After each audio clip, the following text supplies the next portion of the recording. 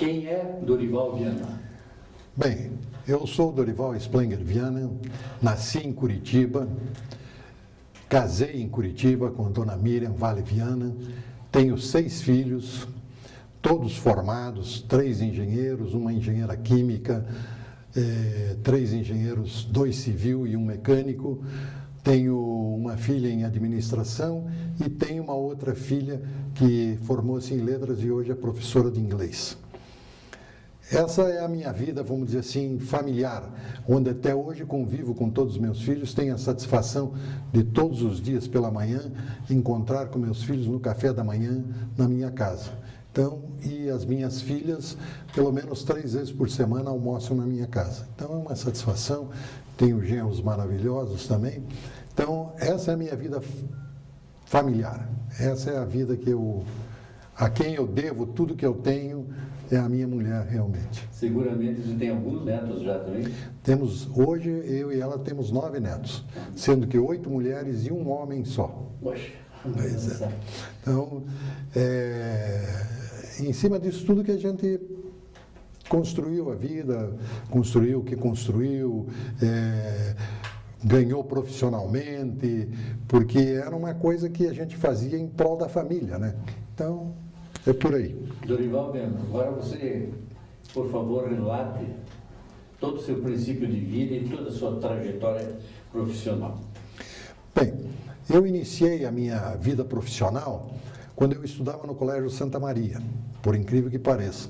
No intervalo das aulas, eu trabalhava no serviço de alto-falante do Colégio Santa Maria, que era o SASME, e uma oportunidade, eu estava trabalhando no intervalo e o Didi Bétega me ouviu falando e me convidou para fazer um teste na Rádio Emissora Paranaense. E eu fui, cujo teste quem me fez foi o Martins Rebelato, me lembro até hoje.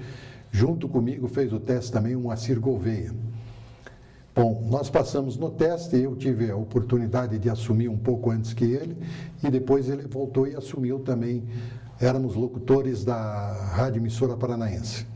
Mais tarde veio o Haroldo Lopes, que ficou na Curitibana, e aí começou a carreira do homem de comunicação, trabalhando na rádio, fazendo uma série de coisas na Emissora Paranaense, que era maravilhosa. Posteriormente, eu fui convidado para ir para a Rádio Ouro Verde. Aí fui para a Rádio Ouro Verde, onde tive o prazer de conhecer não eram os Nibermudes, mas era um companheiro dos Nibermudes, porque era um homem que, se não fazia traquitana, fazia coisas maravilhosas, invenções assim espetaculares para resolver o problema da rádio, que é o Renato Mazanik. Só para você ter uma ideia, uma oportunidade, fomos fazer um radioteatro e não tinha como falar no microfone, que o microfone era de pé, ficava todo mundo se batendo. O Renatinho pegou e colocou o microfone com o pedestal do teto para baixo para ficar todo mundo em volta. Já foi uma demonstração maravilhosa de criatividade. Com a ajuda do Dorival Viana. Bom, aí quando eu estava na Rádio Ouro Verde, numa situação até privilegiada, eu recebi um convite do Hermes Macedo, através do José Cardoso de Almeida. Porque o titular, que lá na época era o gerente de propaganda, era o Garibaldo Moio, que foi elevado ao cargo de gerente da galeria da Rua 15 de Novembro. E o José Cardoso de Almeida, que era o assistente, subiu para gerente e me convidou para ir ser assistente. O Garibaldo Moio foi um grande ciclista, né? Grande ciclista, um cara espetacular, maravilhoso. Depois foi ser diretor da Philips também. Chegou até a presidência da Philips no Brasil. E com o Zé Cardoso de Almeida, nós formamos uma dupla muito boa. Na época estava lá também o Arnaldo Del Monte, depois, posteriormente, trabalhando junto com o Arnaldo, o Álvaro Borges. E ali eu comecei a aprender muito sobre propaganda, porque a escola era maravilhosa. O Arnaldo era de uma criatividade espetacular. O homem criava um anúncio em frações de segundo. Ele era um cidadão extraordinário. Dono de uma espetacular bagagem profissional. O Álvaro Borges também. Aí, passado um tempo, nós víamos que no Hermes Macedo não ia ter uma sequência maior. Nós para aquilo que a gente queria, não conseguiríamos. Então, o Zé Cardoso me convidou. Vamos sair, vamos montar uma agência de propaganda. E aí nós criamos a Provendas, cujo layoutman era o Arnaldo Del Monte e o Álvaro Borges. O Arnaldo ainda vinculado ao Hermes Macedo, e o Álvaro Borges já tinha ido conosco. Trouxemos como homem de contato Humberto Lavalle, e ele fazia contato para nós. E a agência foi extraordinária. Para a época, olha, eu vou dizer assim uma coisa, foi a primeira agência, não sei, não vou dizer no Brasil que eu não tenho essa pretensão, mas no Paraná, com certeza, foi a primeira agência a fazer a primeira pesquisa de opinião pública de consumidor. Nós pegamos o Moinho Graciosa e fizemos uma pesquisa sobre as massas graciosas. E nós mudamos e o chinês, que era um chinês, permitiu, nós mudamos desde a embalagem do produto até a concepção do produto. A própria fabricação, etc., baseado na pesquisa. E ele teve um salto assim gigantesco nas vendas, foi uma coisa extraordinária. E nós atendíamos, aliás, a outra curiosidade, que nós atendíamos as lojas Zacarias. E o seu Pedro Stier, da Tarobá, vivia insistindo para nós atendermos. E nós dizíamos, não podemos, porque nós fomos para lá com uma ética de atender um cliente de cada setor e nunca misturá-los, né? Então, se era uma loja de confecção, era uma só, como era o Lord Magazine. Se era uma loja de eletrodoméstico, era Zacarias. Pois bem, o seu Pedro fez uma reunião com a diretoria da Zacarias e eles consentiram. Os dois fizeram um acordo e nós passamos a atender as duas lojas, a Tarobá e a Zacarias. E aí fomos embora. Aí veio passado esse tempo, nós começamos com o Parque Balneário de Caiobá. Aí estava indo muito bem, então... Aí já era a CCI, né? Não, aí ainda era a Provendas atendendo. Aí chegou um determinado momento, o Osman Pierre, que era o presidente do Parque Balneário, chegou e disse assim, olha, eu não vou mais querer agência de propaganda, eu vou fazer uma proposta para vocês, eu quero que vocês venham trabalhar conosco. Nós temos outros projetos e tal, e nós queremos que vocês venham trabalhar conosco. Aí conversamos bastante e eu não me senti à vontade e o Zé Cardoso foi para lá. O Zé disse, olha, eu vou tentar e tal, e a gente, numa boa, todos somos amigos até hoje, então mudamos. Ele foi para lá e eu fiquei atendendo a CCI. Não, daí com o tempo chegou o Eli Tomás de Aquino e o Elcio de Assis Correia. Só que daí já era uma área de vendas, já tinha fugido um pouco da área de comunicação, passou para uma área de vendas. Aí eles montaram a Santa Marta e passaram a atender a parte de vendas do Parque Balneário através da Santa Marta. E nessa consequência também a agência passou a atender a Santa Marta, né? Só que passado um tempo eu sempre queria desafio, não queria ficar parado onde estava, e aí resolvi mudar. Mudei de lá, cheguei a ter com o Zé João Macedo e o Deli Macedo, montamos uma ocasião, uma imobiliária, MVM, depois montamos uma outra agência de propaganda, com outro sentido, MVM também, e ali nós fomos indo. Passado um tempo, já, sei lá, já numa criatividade já diferente, eu deixei todos esses negócios e fui para a cidade industrial a convite do Ofir Wojtowski. Olha, eu quero que você venha aqui, eu vou montar uma associação e eu preciso de você e tal. E fomos para lá e montamos a Associação dos Empresários, a EICIC. Criamos essa personalidade EICIC e eu fiquei lá com ele um tempo, até vir a campanha do José Richa. Aí o Zé Richa me chamou e disse que eu tinha que participar da campanha. Fui eu para a campanha do José Richa. E trabalhamos muito na campanha, fizemos uma série de comícios, de coisas na cidade industrial. E o Erasmo Garanhão dizia sempre para o Richa o seguinte, não, você vai uma vez cada 15 dias na cidade industrial. Na primeira vez que eu o levei, que nós fomos juntos, ele chegou e disse assim, não, Dorival, anota aí, eu venho toda semana, uma vez por semana eu venho aqui. E nós começamos a ir uma vez por semana. Ele vinha de viagem, quando ele vinha de viagem do interior, a gente ia para a cidade industrial almoçar e continuar lá. Bom, o Zé Richa elegeu-se e me convidou para ir trabalhar com ele. E eu disse, não, você é meu amigo, eu não quero brigar com você, então eu não vou. Aí ele disse, pô, mas você vai ficar no meu governo, porque eu tenho uma pessoa, um amigo meu, que precisa que alguém ajude ele. E você é o cara talhado para ajudar. Aí conheci o Teobaldo Machado e fomos para Coapar. Aí na Coapar começamos a trabalhar, acho eu que o trabalho foi muito bom, tão bom que o Teobaldo Machado foi convidado para ser diretor do BNH na época, que era no Rio de Janeiro e depois mudou para Brasília. E eu fui ao Rio de Janeiro, mas eu já não tinha mais aquela vontade mais de ser vamos dizer assim, um estudante, morar numa república. Nós alugamos lá no Rio de Janeiro num apart hotel e ficamos lá em 4, 5 no apart hotel, disputando um banheiro todo dia de manhã. E eu desisti, disse, vou voltar para Curitiba e tal. Aí fui assistir a posse estava mudando de presidente na Coapar, e o João Elísio, então governador, porque o Richard já tinha saído, estava o João Elísio. Aí o João Elísio me disse assim, é verdade que você está voltando para Curitiba? Eu disse, então vem aqui que quero te apresentar uma pessoa. Chegou lá e me disse assim, esse aqui é o Nelson Justo, meu amigo, daí virou Nelson, esse aqui é teu novo assessor. Aí eu disse, não, você vai ajudar o Nelson também. Volto a repetir também o seguinte, daí o Nelson, o João Elísio estava precisando que alguém fosse para o Porto de Paranaguá. E nós deveríamos ter ido todos, eu, ele, o Edmond Fatucci, que eu tinha levado a trabalhar comigo na Coapar, todos nós iríamos para o Porto de Paranaguá. E ele foi para lá para fazer essa assinatura de superintendente do Porto de Paranaguá com o João Elísio.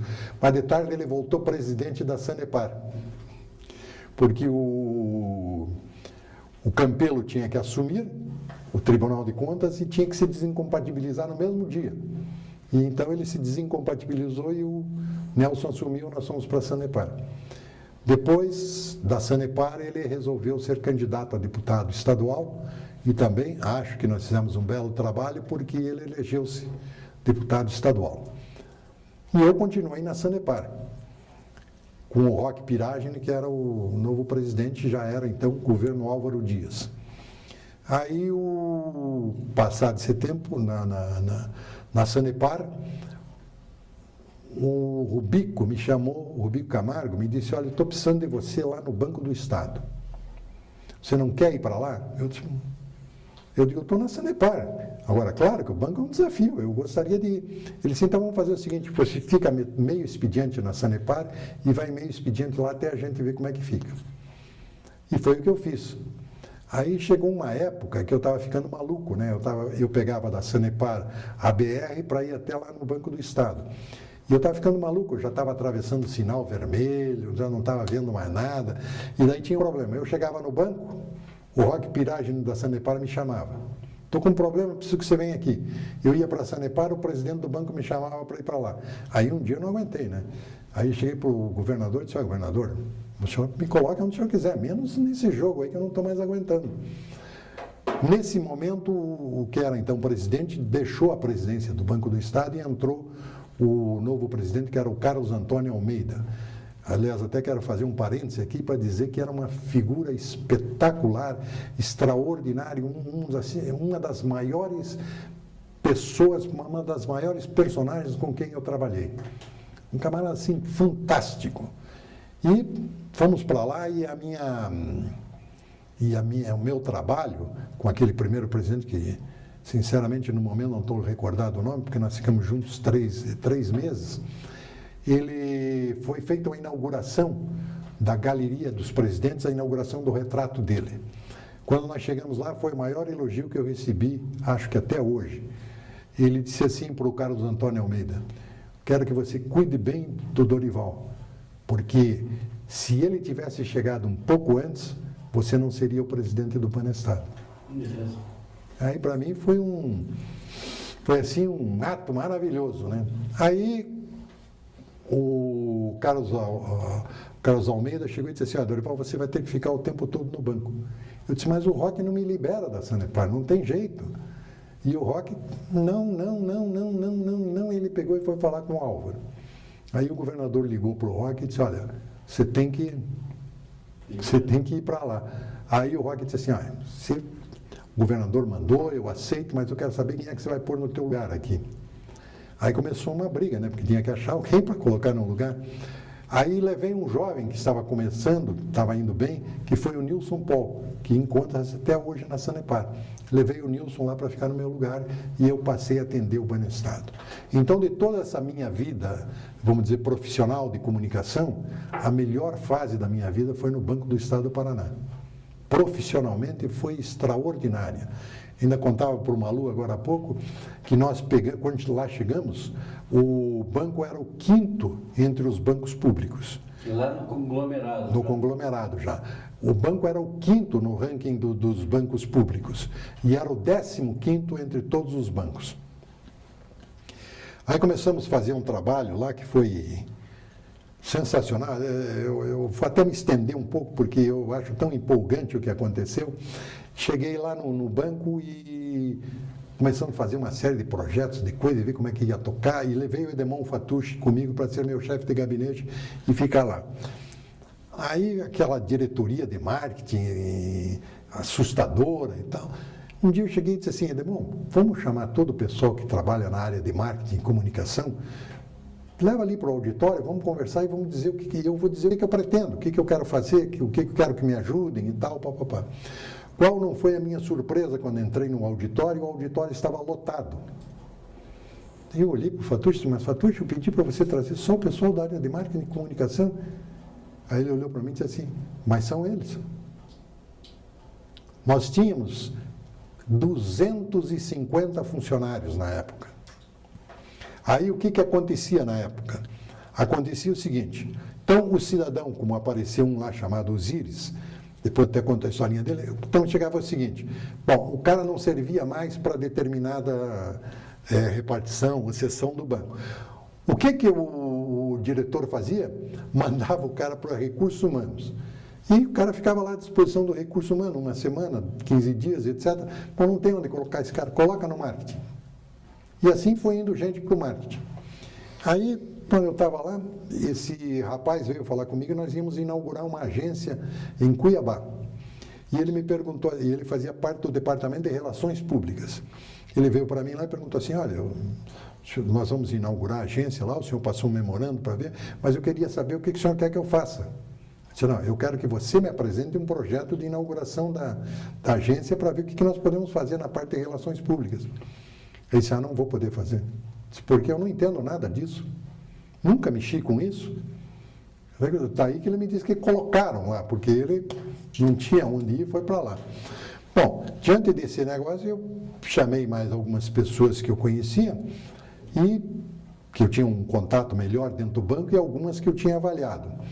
Levei para uma reunião, aliás, por sinal, 2 mulheres espetaculares, levei para uma reunião, começamos a fazer o projeto e a primeira coisa era desmobilizar aquela multidão, porque não era possível ter aquele número de pessoas, porque não conseguiria nem conversar, né?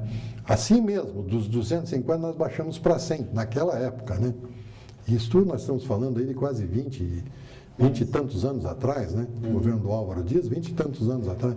Então, nós ainda conseguimos deixar, o máximo que deu para fazer foi ficar com 100. Então, ficamos com 100 pessoas. E o primeiro trabalho que nós fizemos, que era para começar a iniciar um projeto, tinha um problema muito sério. Todos os diretores teriam que vestir o uniforme de corredor de automóvel da Fórmula 1. Capacete na mão, aquele traje de corredor, etc. E subir ao palco e conversar com todos os gerentes do banco.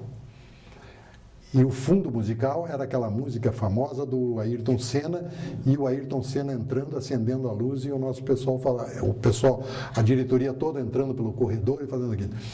E naquela oportunidade, o presidente Carlos Antônio Almeida, que eu disse, é uma figura extraordinária, mas era um cara muito tímido, ele ficou disse, Dorival, eu não vou fazer isso. Mas tinha vindo o Sérgio Miguel e um outro, que tinha vindo, eu não recordo o nome agora, tinha vindo do Unibanco, disse assim, se vocês não quiserem ir, deixar que eu vou, Dorival. eu estou acostumado com isso, vamos fazer porque eu adorei a ideia e nós vamos fazer. Conclusão, todos os diretores se vestiram, entraram e nós começamos um trabalho dentro do Banco do Estado. Nós tínhamos 5%, o banco tinha 5% das prefeituras com conta no banco. Todas as prefeituras do Paraná tinham conta em qualquer outro banco, menos no Banco do Estado. A um determinado momento, nós já estávamos com 80% das prefeituras com conta no banco. E atingimos a 95% das prefeituras foram para o banco.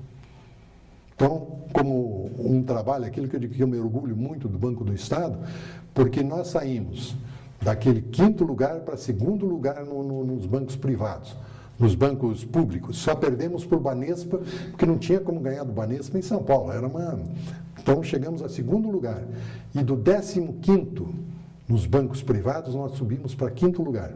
Também não podíamos ganhar do Itaú, do Bradesco, do Banco do Brasil, do Bamerindos, etc. Então, esses 4 ficaram na nossa frente e nós ficamos em 5º lugar. Mas foi assim, o banco teve uma subida, inclusive nós fomos campeões, né, nacionais em depósito à vista, que era ter depósito que a gente fez um trabalho extraordinário. Olha, foi um trabalho assim, conseguimos montar uma equipe fantástica, equipe com pesquisa, equipe com relações públicas, equipe com criatividade. E até recordo que quando eu cheguei lá no banco, a agência de propaganda era do Irã Pessoa de Mello.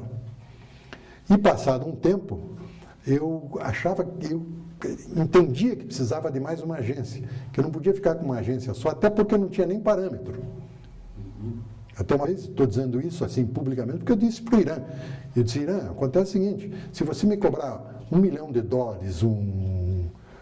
um projeto, um comercial, um anúncio, eu não tenho parâmetro para discutir com você. Então eu vou precisar de uma segunda agência.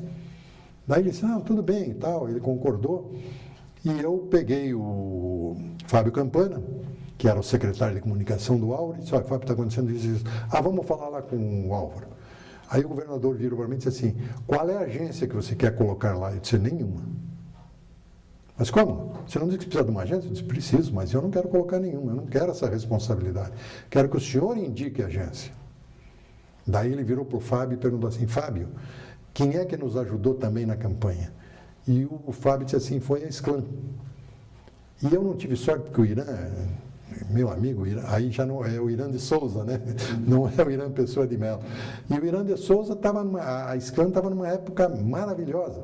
Só que quando eu cheguei para eles irem para o Banco do Estado, eles estavam disputando o Ministério da Saúde, com aquele rapaz que era aqui de Curitiba, o deputado, que tinha sido nomeado ministro. Eles estavam disputando aquilo.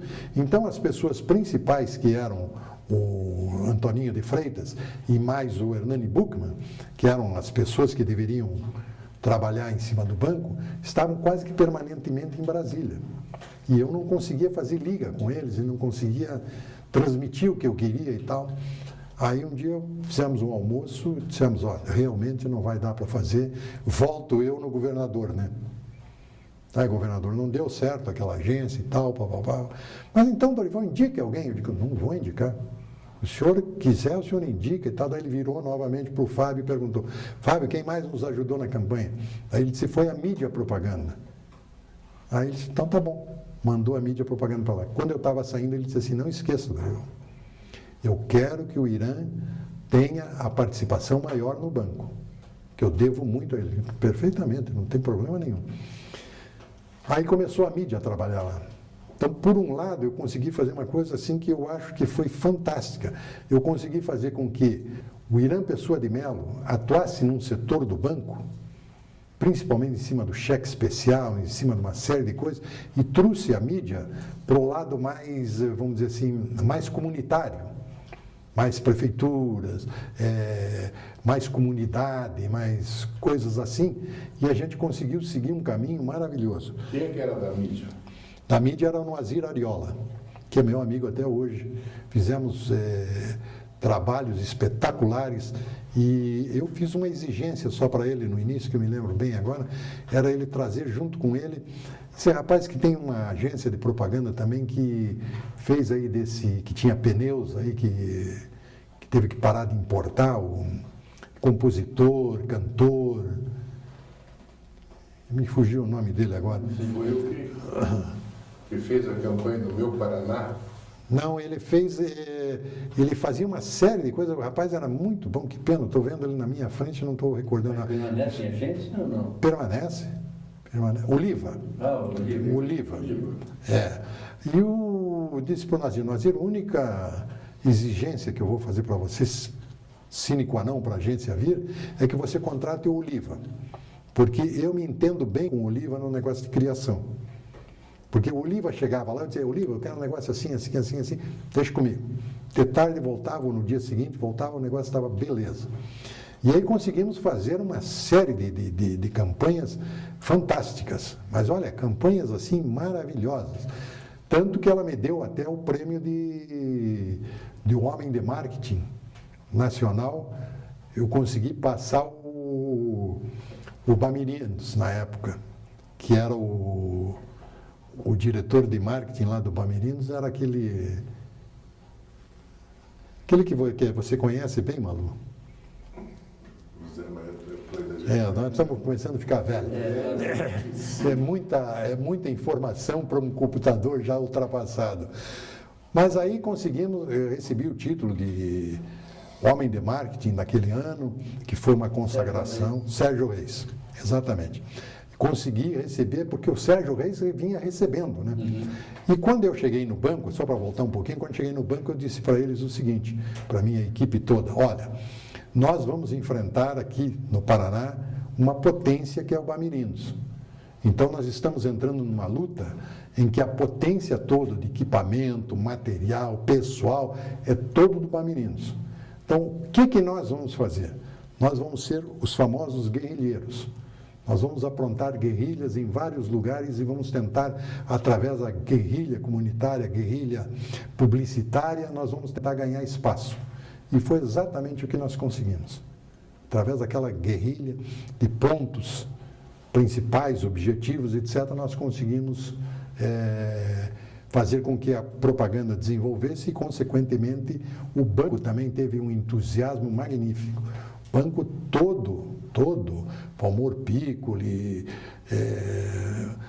olha, todos os gerentes, todos os diretores da área foram maravilhosos e todos incentivaram também seus grupos, demos prêmio para gerente, prêmio com a melhor agência, ganhava um automóvel, fizemos coisas fantásticas, todas dentro do padrão que o departamento a diretoria financeira executava. Olha, você pode gastar tanto para fazer isso, essa promoção pode levar tanto, que nos deixa ainda a possibilidade de gastar isso e tal, tal, tal. E nós fazíamos sempre dentro daquela possibilidade existente. Eu ganhei esse prêmio, fui homenageado ali no Castelo do Batel, e eu estou falando isso só porque tinha uma coisa que na nossa época, 20 anos atrás, era um negócio assim muito fantástico. Eu tive na mesa o Dr. Abdo Aref Kudri, fazia parte da mesa principal, o Dr. Francisco Cunha Pereira, o Aníbal Cury, o diretor dessa empresa que era, não lembro se era a Ideia, que fazia essa premiação de homem de marketing do Brasil. E presente também, eu acho que tínhamos também ainda e o Paulo Pimentel. Faziam parte da mesa, mais o presidente do banco, mais os diretores do banco. Só não tivemos a presença do governador, que estava viajando, e o Fábio estava acompanhando o governador. Mas foi assim, lotado o negócio. E aí o Irã fez uma coisa também maravilhosa. Ele, como eu falava muito em guerrilha, né? Ele pegou um filme de guerra, e desse filme de guerra, ele botou o Raul, que era o secretário de Finanças, botou o presidente do banco, etc. Fez um filme fantástico. Mixou o pessoal todo. Olha, foi um negócio espetacular também. Nós pegamos uma ocasião, alguém reclamou que eu estava do lado da dona Débora, a esposa do Álvaro, e alguém reclamou que uma salsa que nós tínhamos feito lá, o Irã tinha conseguido compor um jingle muito bom sobre cheque, etc., e era uma salsa. E alguém disse, você precisa tirar isso do ar, ninguém está entendendo, ninguém entende o que você está falando, aquilo ali está péssimo. Daí a dona Débora virou para a filha, que era pequena ainda, e disse assim, filhinha, cante para ele aprender. E ela cantou o jingle inteirinho. Quer dizer, foi maravilhoso. Daí, e o Irã foi o criador também, não sei se vocês recordam, daquele, cheque especial, é Banestado, esse é bom. E aquele bordão pegou com um ator que ele trouxe de São Paulo, ficou fantástico também. Por outro lado, no lado da comunidade, palestra com os industriais, etc., nós tivemos o prazer de trazer o Geomir Betting, o Amorim, trouxemos uma série de homens ligados à área financeira e que eram homens da Globo, de outras emissoras, de jornais, etc., trouxemos a Curitiba para dar palestra aos empresários e etc. Então, foi assim uma fase fantástica. Eu até comentei um dia com a minha mulher, disse, olha, terminou o banco, eu não tenho mais nada para fazer, eu vou ter que parar, porque eu não vou mais conseguir alcançar esse status profissional que eu alcancei aqui. E realmente terminou o banco, eu montei um negócio, fui lá com meus filhos, eu não queria mais trabalhar, aliás, gentilmente eles me deram uma sala, e eu pus lá minhas coisas, fiquei numa sala, disse, eu não quero mais saber. Surgiu na minha vida a Unimed, e eu não queria mais saber de fazer mais coisa nenhuma. Entrou a Unimed, pois eu trabalhei 10 anos com a Unimed. Saímos de uma eleição, elegemos o doutor Cacilha, ficamos lá 10 anos depois, porque a Unimed tem um prazo também de 4 anos como governo, né? Então, a gestão da Unimed é de 4 anos. Então, eu fiquei lá, na verdade, 8 anos, 9 anos por aí. Mas também fizemos um trabalho magnífico.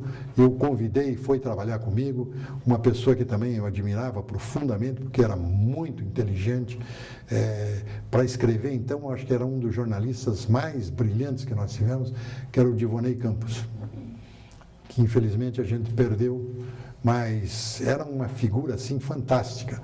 E ele me ajudou muito na Unimed, no trabalho da Unimed.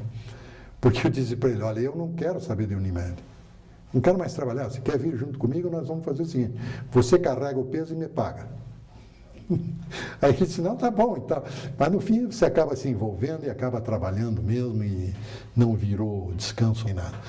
Voltando ao banco, eu quero fazer, ele já está me apontando aqui, o Malu, porque na época do banco nós fizemos algumas promoções através da mídia, aquilo que eu disse para você de ordem comunitária, e fizemos uma coisa excepcional, porque o Malu, não é por ele estar aqui, ser meu amigo, mas também devo dizer, e deve ficar registrado isso, vocês foram muito felizes em pegar o depoimento dele, porque é uma figura fantástica, de uma criatividade espantosa, e aquilo que nós estamos conversando, acho que não deveria estar fora do mercado, deveria estar no mercado, porque ele ainda hoje tem ideias magníficas.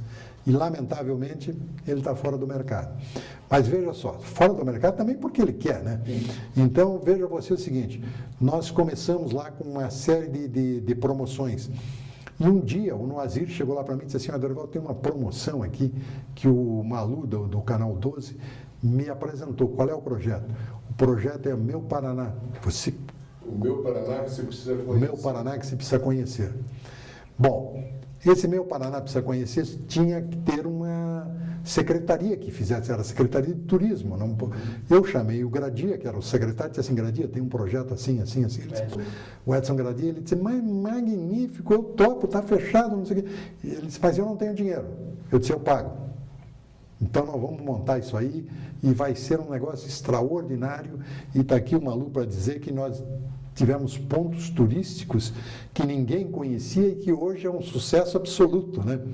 Aquelas águas termais lá que nós anunciamos, ela não tinha nem quase estrada para chegar, hoje é um monumento. Termas de Jurema, hoje é um monumento. Então, o Buraco do Padre. O Buraco do Padre, aquele desfiladeiro ali de Tibagi, né?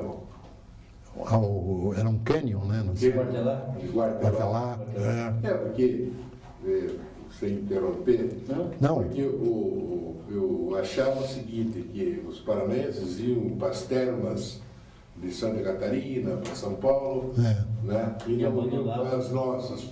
Iam ver muita gente que não conhecia Foz do Iguaçu, as cataratas do Iguaçu, o buraco do Padre, né? E a Vila Velha, que é um negócio maravilhoso, um negócio diferente, né? Então, foi daí que eu sugeri, então, indiquei para a mídia nessa campanha, e foi o Reis que fez, o Oliva, que foi a secretaria, ele que fez. Toda essa parte, assim, foi um conjunto espetacular, né? Até lembro uma passagem interessante para mostrar a criatividade do Malu. O Malu tinha criado também, não sei se você recorda, Renato, que era o semeador. Que o semeador era patrocinado inicialmente pelo Corujão, né? Aí o Carvalhinho que patrocinava. Aí um dia o Malu me telefonou e disse: olha, Dorival, o Carvalhinho saiu. Eu disse: olha, mas eu não posso fazer o semeador, porque o semeador não casa bem aqui com o banco. Mas eu tenho um amigo meu que vai fazer com você. Aí liguei para o Enio Malheiros, que na época era o assessor de imprensa do BADEP. Liguei para ele e disse: olha, Enio, tem um negócio assim, assim, assim, você tem que fazer. Ah, mas o quê? Não, é uma ordem de amigo, você vai ter que fazer. Aí ele chamou o Malu lá e o BADEP patrocinou de novo, patrocinou o semeador, que era uma coisa maravilhosa também, porque incentivava, mostrava, resgatava esse pessoal empresário que trabalhava, que construíram tantas coisas, né? Então foi assim que, é por isso que eu digo, sou amigo dele até hoje, né? Que ganho muito com a criatividade dele, o nosso papo é espetacular, a gente sempre tem boas recordações, ou então cria muitas coisas, né? E aí esse foi o ponto alto da minha carreira, vamos dizer, profissional, fora as outras coisas, né? Que trabalhei em jornal, trabalhei mais em rádio, fiz outras tantas coisas, né? Depois dessa época. Voltando um pouquinho em rádio, lembra mais algumas emissoras que você trabalhou? Em que período, mais ou menos? Não, eu me lembro da Rádio Emissora Paranaense, que eles sempre querem que eu conte uma passagem lá. E eu tenho duas, uma eu não posso contar, mas a primeira eu posso contar. Porque a segunda envolve o Haroldo Lopes, então não posso contar. E nós estávamos lá na rádio, eu entrando na rádio com 17 anos de idade. Tinha passado no teste, já tinha me dado eu já fazia locução comercial e tive a felicidade de ganhar um programa. E participava, fazia um programa lá de intercâmbio, etc. E naquela época, se veja como isso é antigo, né? Naquela época não existia, o telefone era a companhia telefônica, né? Você tinha que ligar para a companhia telefônica, atendia telefonista e fazia a ligação. Muito bem. E começou a ligar uma telefonista. E a telefonista ligava uma voz maravilhosa, assim, poxa, você já imaginava aquela moça que fazia do aeroporto lá? Eu digo, pô, deve ser uma pessoa assim, né? E todo mundo na rádio me incentivou, não, marca um encontro, etc. Eu com 17 anos de idade, marca um encontro. Eu marquei o encontro. E todos pediram para mim marcar um encontro na Senadora Alencar Guimarães com a Emiliano Perneta ali, né? E todos foram para a janela no dia do encontro. Quando lá cheguei, rapaz, nada contra a menina, coitada da moça, não tem nada, absolutamente nada. Mas, para 17 anos, chegou uma coroa de 400 quilos. Olha, rapaz, foi um sarro, todo mundo começou a me gozar. Eu também nunca mais entrei nessa, né? De voz bonita, né? Mas foi uma fase de rádio, assim, Renato, muito boa, aquela fase que nós passamos lá na Rádio Ouro Verde, foi fantástica. Eu conto, por exemplo, aquele rapaz que já era mais veterano, que começou a trabalhar na rádio, depois elegeu-se vereador. Aquele mais de idade lá que... O Abel? Abel Escuciato. O Abel Escuciato está aqui, o Renato, para dizer. Pô, eu acho que ele pode contar isso, totalmente, né? Ele era analfabeto. Bom, ele começou a vida dele como gari. É. E depois acabou sendo juiz da 4ª Zona Eleitoral. Você veja só que coisa. Ele, quando estava na rádio, era analfabeto. Quem ajudava era ele, eu, outros que estavam lá que ajudaram ele a. E era líder da audiência. E era líder da Ele audiência. tinha um desejo ferrenho de ser locutor. Só que ele não tinha traquejo nada. Eu passava horas e horas com um baita gravador que nós tínhamos, não ajudava nem para movimentar, de tão grande que era, fazendo ele gravar, corrigindo e tal.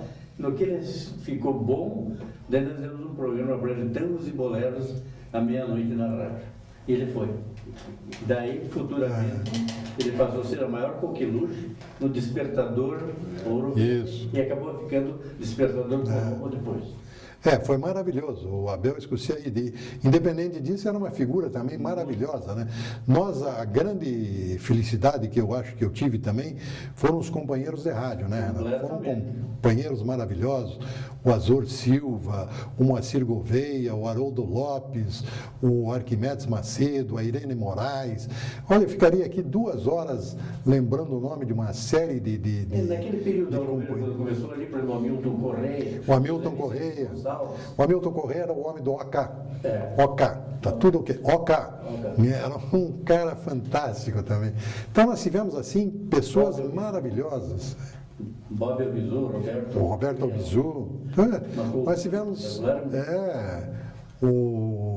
Então nós tivemos olha, mais uma série de pessoas fantásticas no rádio, que alguns já se foram e hoje temos aí ainda alguns companheiros que estão por aí e que são maravilhosos. Eu acho que o rádio me deu aquilo que eu precisava. Eu era um cara meio tímido e a partir do rádio eu perdi essa timidez e consegui até ser até meio ousado nas coisas, porque o rádio exigia isso. O rádio exigia que você tivesse, inclusive, um raciocínio rápido nas coisas. Tem uma passagem, 2 passagens também. O Moacir vai me matar. O Moacir Gouveia, nós lendo um jornal, transmitindo um jornal falado, e entrou o RSS. E o Moacir entrou rasgando, né? United States of Russia. E aí todo mundo caiu dentro da rádio, né? E eu entrei numa assim também, porque tinha um cara lá, o Joel, que fazia a programação, mas o Joel chegava sempre atrasado e colava jornal na folha. E pá. E eu entrei, né? Peguei a folha e tal. Acha-se em festa o lar do prezado senhor fulano tal, com o passamento de sua esposa, não sei o quê, ppp. Putz, grilo, não tem. Então tinha uma série de coisas assim que a gente tinha que ser muito ágil. O rádio é uma coisa assim, exige muita agilidade. O camarada tem que ter uma agilidade de pensamento, de concentração, porque se ele bobear, ele vai dizer bobagem. Mas é um tempo mais inteligente, proporciona o raciocínio. Exatamente. Né? E além do mais, tornou sempre, todos nós, irmãos, amigos, inseparáveis. Inseparáveis. Fosse, né, mano? Me lembrei agora, o Moraes Neto. Era uma figurinha baixinha, fantástica também. Então, tem histórias do rádio aí que a gente poderia contar durante horas. Eu passei por 2 emissoras de rádio, não, minto, 3. 2 emissoras de rádio, que era a Ouro Verde e a Colombo, que tinha adquirido a Ouro Verde, né, uma coisa assim. Então, foi por essas emissoras que eu passei, emissoras de rádio. E esse vamos dizer assim, um pouco do contexto da minha vida, né? Hoje, por exemplo, eu descansava tranquilamente em casa quando o Nelson Justo, presidente da Assembleia Legislativa do Paraná, me convidou para ir lá fazer uma assessoria para ele. E eu, sinceramente, não estava querendo sair de casa, né? Porque eu já estou nessa fase, estava na fase, até disse a você isso aí no início, que com 90 dias eu já mudei. Eu chego em casa, minha mulher diz, você é outra pessoa, você ri, você está satisfeito, você está contente. Por quê? Porque voltei a ter atividade, então voltei a exercitar a minha criatividade, etc. E o Nelson ligou para minha mulher e disse, olha, eu vou tirar o chato de dentro de casa. E ela disse, por favor, leve embora. E eu fui para lá, estou há 90 dias lá na Assembleia, estou adorando o trabalho que estou fazendo, até comentei com o Malu, eu trouxe para trabalhar junto comigo, que eu acho também uma jornalista de primeiríssima, a Sandra Pacheco, E estamos lá fazendo um trabalho muito bom. Nós estamos fazendo um trabalho para o deputado, até é bom que se diga isso, porque o Davi Campos é o diretor de comunicação da Assembleia. Então é ele quem toma conta da televisão, é ele quem vê toda a parte da presidência da Assembleia. Eu faço parte do grupo do deputado Nelson Justo. É meio difícil você descolar uma imagem da outra, mas a gente procura fazer um trabalho dirigido à pessoa do deputado e não à pessoa do presidente. Mas uma coisa vai envolvendo a outra e, de qualquer maneira, eu acho que, para mim, foi muito bom. Ele despertou novamente a criatividade. Então, é por aí, Renato. Você, se tivesse que refazer ou retomar o caminho, o que você daria mais ênfase durante a tua vida profissional? Independente do bando estado. Aliás, eu até quero fazer um parênteses aqui rapidamente, eu esqueci que na época de propaganda, eu trabalhei durante 2 anos na PA Nascimento, em São Paulo. PA Nascimento à cara. Na cara, na Vieira de Carvalho. Era uma agência também assim, fantástica. Se eu contar para você como eu assinei meu contrato, você não vai acreditar. Eu fui jantar com o Rubens Brasil Fulino e o presidente da PA Nascimento, seu Paulo Nascimento, fomos ao Aeroclube. Bom, chegamos lá, um lugar maravilhoso, tal, e começamos a conversar. E ele virou para mim e disse assim, você não vai tomar um esquinho? Eu falei, doutor Paulo, eu não bebo. Ele disse, não, mas só tome um esquinho. E eu tomei o esquinho, como eu não bebia nada, e, sinceramente, não me recordo. No dia seguinte, o Paulo, o Rubens Brasil Fulino foi no hotel e disse, parabéns, eu estava lá no hotel passando mal, rapaz, putz vida, porque depois que eu tomei vinho, não sei o que, então estava passando mal no hotel no dia seguinte, e ele foi lá me cumprimentar, parabéns, hein? Eu disse, parabéns o quê? Você assinou o contrato lá com a agência? Eu assinei o contrato. Agora você tem um contrato com a agência há 2 anos lá na PA. E eu daí cheguei em casa e disse para minha mulher, olha, você vai ter que morar junto comigo em São Paulo. Ela disse, eu não vou. Eu disse, mas como? Tem que ir, porque eu não tenho como. Aí eu virei um político. Eu saía daqui domingo de noite, segunda-feira trabalhava lá até sábado. Sábado, na hora do almoço, pegava um avião e vinha para Curitiba. Ficava sábado, domingo de noite eu ia embora. Isso eu fiz durante 2 anos. Mas voltando à tua pergunta, se eu tivesse que fazer tudo hoje de novo, eu sinceramente teria 3 coisas que me deram a satisfação fantástica na minha vida como profissional. Foi o rádio, porque eu acho que o rádio me deu, vamos dizer assim, me fez o lançamento. A agência de propaganda que eu tive naquela época, medida naquela época, que foi fantástica. O Banco do Estado do Paraná, que foi uma outra experiência magnífica. E talvez a Unimed, pelo fato de lidar com um setor completamente diferente, que eram médicos. Mas, indiscutivelmente, o rádio, para mim, foi o ponto alto. Bom, Durão, eu gostaria que você, numa passagem geral, pudesse concluir esse nosso trabalho aqui, inclusive mostrando aos jovens o que é possível ser feito, o que deve ser feito, e fique registrado para a eternidade. Veja só, Renato, eu acho que antes de mais nada, eu primeiro quero agradecer a gentileza de vocês terem me convidado. Eu acho que eu não mereço tudo isso, mas fico feliz em fazer parte dessa área de comunicação. Segundo lugar, dizer que o Luiz Renato Ribas é uma pessoa fantástica também. Eu uso sempre o termo fantástico, maravilhoso, porque é verdade. É um termo que não se desgasta, a gente tem que usar mesmo e tem que reconhecer as pessoas que fazem as coisas boas nesse Paraná. Ele é um cara tão criativo que ele começou com a revista TV Programas, depois ele passou para o vídeo. Teve até uma clichêria também. Então o Renato sempre foi muito criativo. Sim. E fazer isso que ele está fazendo graciosamente é uma contribuição para o Estado do Paraná e para o país sem dúvida nenhuma, maravilhosas, mas especialmente para o Paraná que não tem memória. Eu acho um negócio assim fantástico. E a tua presença, além de ser meu amigo, de gostar, evidentemente que passou a ter uma condição técnica, e eu tenho certeza disso, muito mais primorosa, não que não fosse boa, mas tenho certeza que foi muito mais primorosa com a tua presença. E saiba que eu também tenho por você muita admiração e é um amigo meu do tempo de rádio, eu gosto muito. Agradecer a gentileza do Malu ter me acompanhado, que é meu companheiro também, como o Malu sempre diz, nós não somos companheiros, nós somos irmãos, e é verdade, porque nós somos muito unidos e dispostos um a ajudar o outro, seja da forma que for, se for batendo papo, se for conversando, mas nós toda semana estamos sempre em, aliás, a semana inteira nós estamos em contato, se não é pessoalmente, é por telefone, de alguma forma.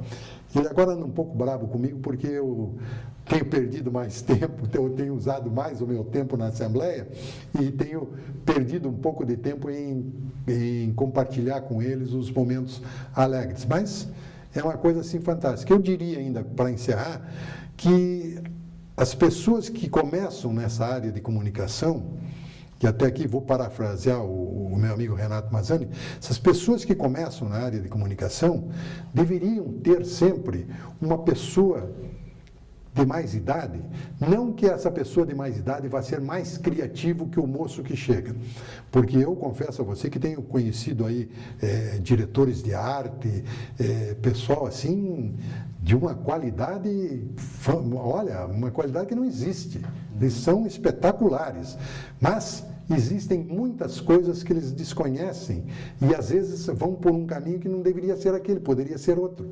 Então, as pessoas que vivenciaram essa época, que tiveram participação em rádio, televisão, jornal, agência de propaganda, marketing, comunicação de um modo geral, deveriam ser ouvidas. E a gente lamenta, mas isso eu lamento mesmo, porque a gente não pôde utilizar não conseguimos utilizar essas pessoas. E eu, em muitos momentos profissionais, eu consegui trazer algumas pessoas já veteranas e que trabalhavam, trazer para o meu lado. E posso dizer que a experiência foi muito valiosa.